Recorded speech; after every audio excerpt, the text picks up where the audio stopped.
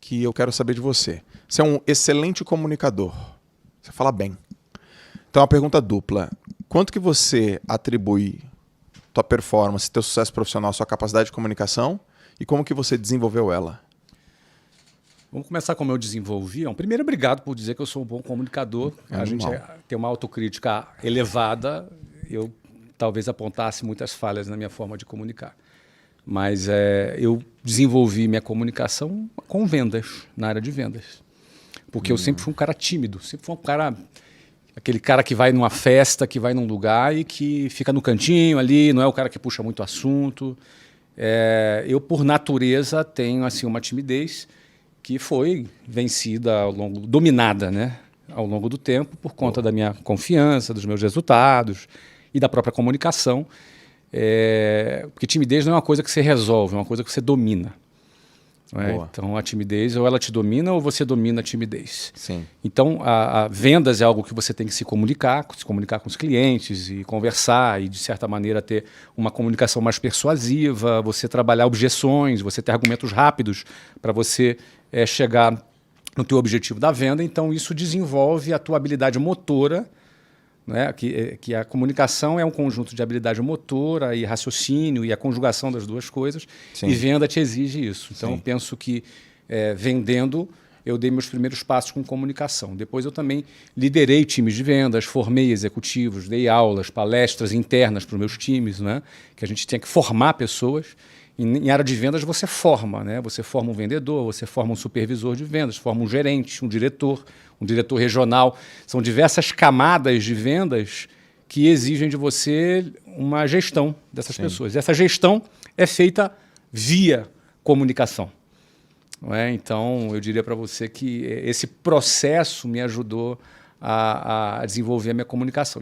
E como a segunda pergunta, que foi a primeira, na realidade, como é que, a que ponto eu atribuo nossos resultados à comunicação? A comunicação é a ferramenta principal que você usa para liderar. Você lidera via comunicação. Você vai liderar pessoas, você vai liderar um time, você vai liderar... E liderar, basicamente, o que é? É conduzir aquela pessoa a performar. Liderar não é ser chefe, simplesmente.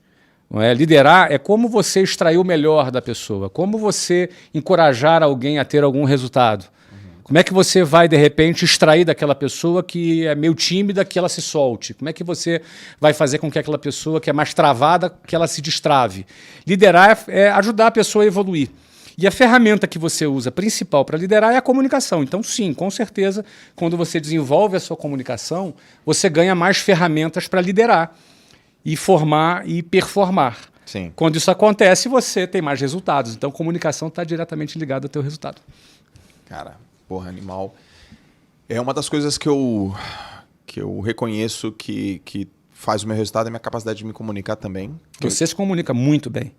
Obrigado. Você se comunica muito bem. Você tem didática, você tem calma ali para poder expor um conteúdo. Agora, no dia a dia, de um trabalho como equipe, também a comunicação tem que ser usada exatamente dessa forma. Agora, na tua casa, acontece uma coisa na minha casa.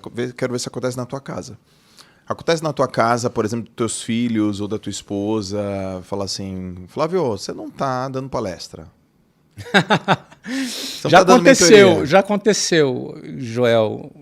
Você aprende com o tempo a dar palestra sem a pessoa perceber que está dando palestra, entendeu? É uma técnica mais avançada, entendeu?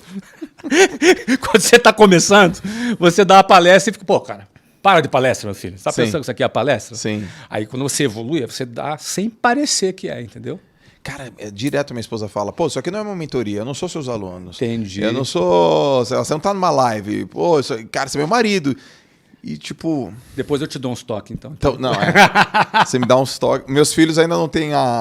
Não percebe ainda, né? Ainda não percebe ainda, mas eu chego lá e falo, ó, moleque, é assim, tal, desse jeito. Você vai ser incrível e tal. Umas palestrinhas.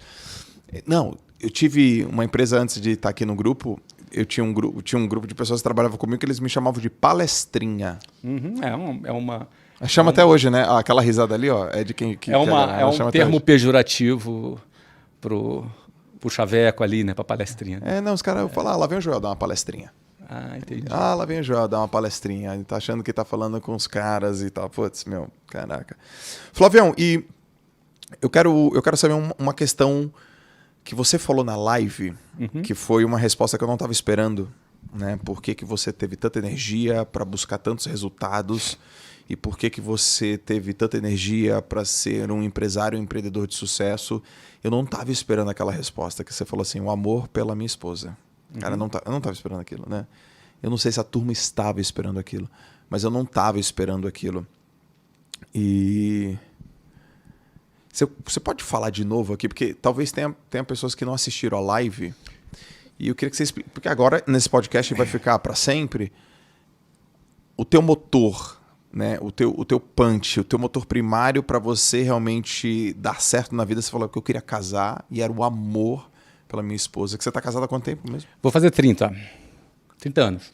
Antes de você dar a resposta, qual é o segredo para ficar 30 anos casado, cara? Como é que faz? Tipo, Você já está quantos anos? 8. Você está no caminho, cara. Está se comportando bem? Sim. Está tratando ela bem? Respeito. Do jeito que ela merece? Do jeito que ela merece? Olha, muito melhor do que ela... Olha, Lalas, não tenho nada com isso, tá? Muito melhor do que ela merece. Cara, respeito, parceria, amizade, conversa. Só plano A. Tem plano B? Tem plano B. É isso e fim. Entendeu? Na minha cabeça, né? Mas é porque eu gosto de fazer essa pergunta. Mas aí no meio da resposta você Então, adiciona. mas o que acontece, Joel? Eu acredito que a gente escolhe o nosso propósito, o nosso objetivo, e esse propósito ele vai mudando ao longo do tempo. Algumas fases da nossa vida, ele tem motores diferentes. Então, por exemplo, nessa primeira fase, eu morava com meus pais, estava prestes a começar a faculdade e não tinha nenhum plano para trabalhar. Eu tinha 18 anos quando eu passei na faculdade. Eu ia fazer ciência da computação. Eu tinha passado para a Unicamp aqui em Campinas e deixei de ir por causa da Luciana, que eu estava namorando com ela. Ia fazer UF Universidade Federal Fluminense, no segundo semestre. E naquele ato, depois que eu terminei o ensino médio e faltavam 6 meses para eu começar na faculdade, eu comecei a me dar conta que precisava ganhar algum dinheiro. Porque assim, eu tinha 18 anos, na minha cabeça era assim, eu vou estudar, depois eu vou trabalhar. Não estava pensando em trabalhar com 18 anos. Ia começar uma faculdade federal de manhã. Sim. Ou seja, quem vai estudar de manhã, o foco dele está 100% em estudar. Como ia levar uns 8 meses, porque assim, em agosto começaria no segundo semestre a minha faculdade, naquele período, eu preciso ganhar algum dinheiro. Nunca tinha parado para pensar nisso.